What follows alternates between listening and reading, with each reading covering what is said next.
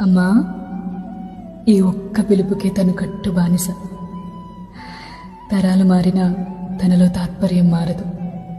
ఎంతమంది బిడ్డలున్నా తన తీరులో తారతమ్యం చూపించదు.